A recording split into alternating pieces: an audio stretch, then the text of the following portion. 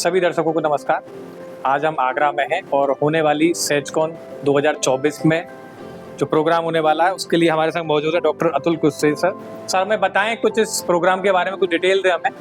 ये हमारी central zone of India की कॉन्फ्रेंस है ऑर्थोपेडिक्स में, जिसमें हमारे 6 स्टेट आते हैं, बिहार, झारखंड, यूपी, एमपी, राजस्थान और छत्तीसगढ़। लगभग करीब 400 यहाँ के डेलीगेट्स आ रहे हैं और हड्डी की जितनी भी बीमारियां हैं, इंजरीज हैं, स्पाइन की, जोड़ की, इवन रोबोटिक जॉइंट के लिए भी सब पे व्याख्यान होंगे और नई टेक्निक, आपस में इंटरेक्शन, जिससे कि सबको फायदा ही मिलेगा और हमारे मरीज के लिए काफ़ी बेटरमेंट के लिए ये कॉन्फ्रेंस हुई। हमारे संग डॉक्टर धवन मौजूद है। सर आपका स्वागत है। सर आप बताएं कि सर इसमें इस प्रोग्राम में जो यंग सर्जन आएंगे वो अपने सीनियर से क्या सीखेंगे, क्या इसकी स्पेशलिटी रहेगी सर?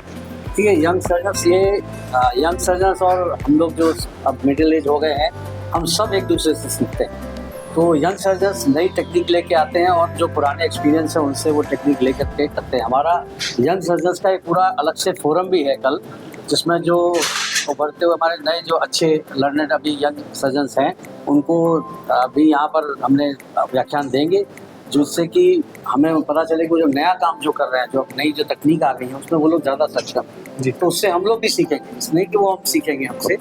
और बाकी इस वक्त हम पूरे ऑल ओवर इंडिया से करीब 95 फैकल्टीज आई हैं। जी सर। बॉम्बे से, दिल्ली से, अभी डॉक्टर साहब बागरी साहब आए हैं, डॉक्टर जैन से जी सर। तो करीब 500 लोगों का यहाँ पर जो है गोष्ठी हो रही है जी। और जिसमें हम एक दूसरे से नई तकनीक करेंगे और सारी चीजें हैं, मतलब फ्रैक्चर से लेकर के कोल्ड ऑर्थोपेडिक्स से लेकर के, तो उस सारी चीजों का व्याख्यान करके इसमें नई और पुरानी चीजें होंगी जिससे हमारे पेशेंट को फायदा। हमारे संग डॉक्टर कपूर मौजूद है। सर आपका स्वागत है। सर आप हमें बताएं कि डेट्स क्या रहेंगी प्रोग्रामिंग की, कितने दिन ये चलने वाला है आगरा? देखिए 3 दिन का मुख्य कार्यक्रम है, 17, 18 और 19। 17 तारीख को इसमें विभिन्न प्रकार के वर्कशॉप आयोजन किए जा रहे हैं और 18 और 19 के अंदर पेपर, लेक्चर प्रेजेंटेशंस, जो यंग सर्जन्स होते हैं, जो नए लड़के होते हैं, जो भी कुछ इसके अंदर अध्ययन कर रहे होते हैं, वो नई चीज़ों को ले करके आने के बाद उनका भी प्रेजेंटेशन अलग से एक हॉल में है, तो उनको इतना मौका दिया जाता है आगे बढ़ने के लिए। और बहुत सीधी सी बात ये होती है कि आप चाहे अपने घर के बुजुर्ग को मान लें, चाहे हमारे अपने सीनियर्स को हम मान लें, जो आदमी ज़्यादा आगे उम्र में बढ़ा है उसने ज़िंदगी में गलतियाँ ज़्यादा करी हैं, वो सिर्फ इस वजह से ज़्यादा समझदार माना जाता है। गलतियां करने से ही आदमी समझदार होता है, बादाम खा के आदमी समझदार नहीं होता है।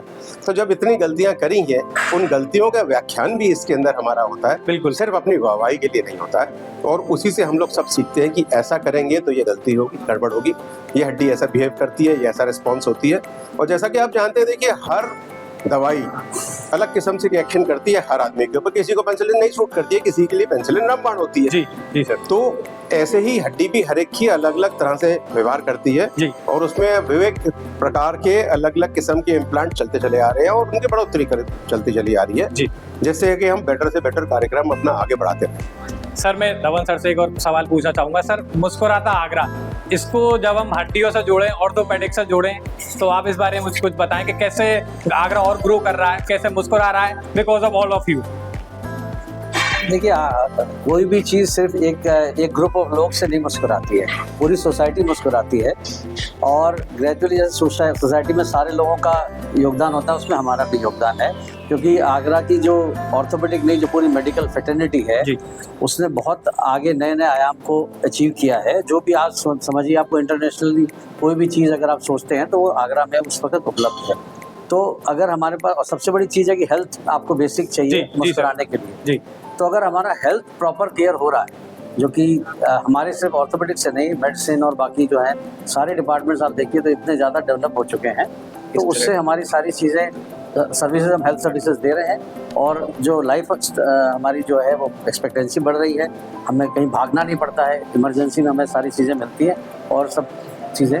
सर मुझे लगता है कि इस तरह के प्रोग्राम अगर ये बढ़ते होते रहेंगे और ज़्यादा होते रहेंगे तो लोगों में मुस्कुराहट बढ़ेगी, लोगों के हेल्थ में इम्प्रूवमेंट होंगे। नहीं है, हाँ नेचुरली, क्योंकि अगर हम सीखेंगे, हमें कि नई चीज़ आई है, तकनीक नई आई है, उससे हमें, और जो हमने पुरानी तकनीक उससे हमने क्या गलती की, जैसे हमारा अभी रोबोटिक्स जो बिल्कुल नया है अभी वो आया हुआ है, तो उस रोबोटिक के अंदर वो टेक्निक से हमारे जॉइंट रिप्लेसमेंट वगैरह और अच्छे होने लगे, जिससे जो कमियां थोड़ी बहुत रह जाती थी कभी कभी, जिससे कि मरीज थोड़ा उतना संतुष्ट नहीं होते थे, उसको भी हम लोगों ने दूर कर दिया है। तो इस तरीके की चीज़ों से हमेशा हम आगे बढ़ते जाएंगे और निरंतर ये प्रक्रिया है जो चलती रहेगी और ये चलती रहनी चाहिए।